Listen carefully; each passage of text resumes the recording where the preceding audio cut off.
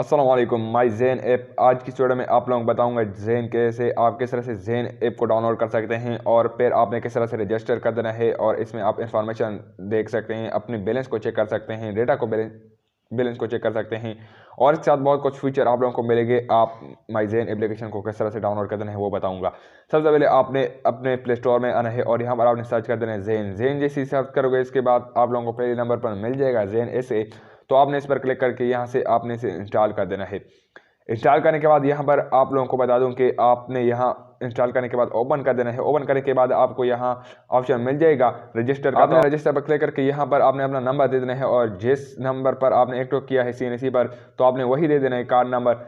इसके बाद आपका एप्लीकेशन रनिंग हो जाएगा। यहाँ पर आपने यूज़र नेम लिखना है और इसके नीचे आपने पासवर्ड रखना है जिससे आप लॉगिन करोगे दोबारा।